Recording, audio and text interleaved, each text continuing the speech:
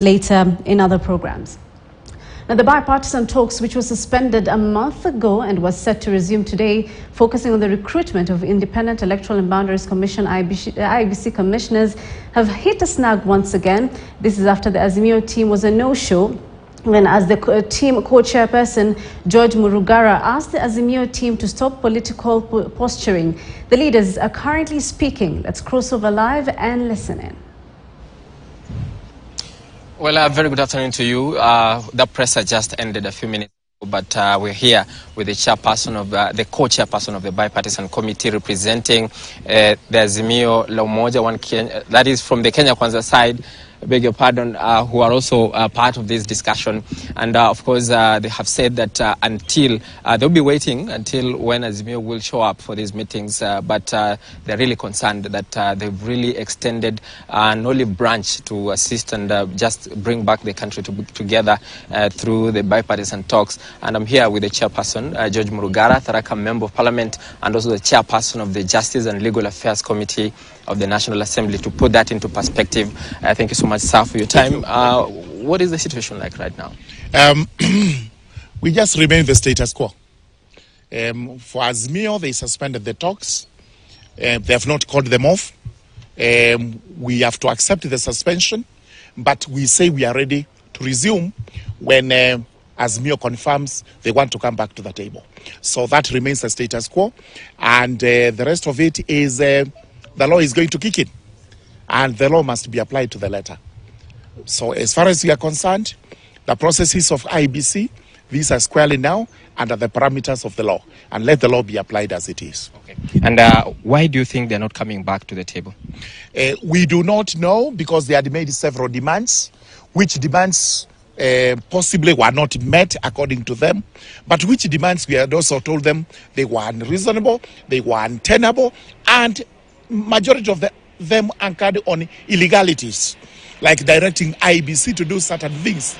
And the IBC does not take directions or orders from anyone else apart from the courts. Therefore, in our view, we were being told to commit some certain acts of transgression of the law, which we declined to do. What acts were these? For example, directing the selection panel to stop the process of recruitment. We do not, and we did not have powers to do this.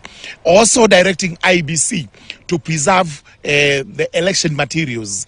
Again, we do not have power to do this, because that power is vested on the law, the Elections Act. And the laws that are made, the regulations made thereunder, they are the ones that say what IBC can do. The other one is an order of the court, which we didn't have. And lastly, how long are you going to wait for these people to come back? We have given them, we will wait for a reasonable period of time. A reasonable period of time cannot be years. It may not be many months, but again, it has to be a number of days. We will have to sit as Kenya Kwanza side of the bipartisan talks to discuss and agree on how to move forward, because we have what is called the framework agreement, which tells us what to do from A up to Z. And we are still within that agreement. And this is why we say they have also not pulled out of the talks.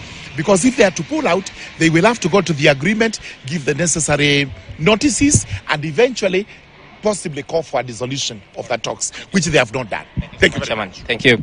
Thank you. That is George Murugara, the co-chairperson of the Bipartisan Talks Committee, and also a member or the chairperson representing the Kenya Kwanza side. And Azimio have also called for a meeting in the next few minutes. We'll be there to get a brief from them as to what their direction will be and how soon they'll be coming back for the talks. But they've insisted that they're taking orders from one leader, Raila Amolo Odinga, and they're not going to resume the talks until and when some of those reasons that had been laid before are addressed in total. And so that is the much we have from here, from the Bomas of Kenya. Over to you, Fatia. Right, thank you so much, Emmanuel, too, for that on the bipartisan talks. I want us to take a short commercial break, but when we return, we'll be taking you to Kericho, where the memorial mass and fundraiser for 53 victims of Londiani accident is currently underway. We do understand that Deputy President Rigathi Gachagua is there with other leaders, but let's take that break, then we'll be back with that.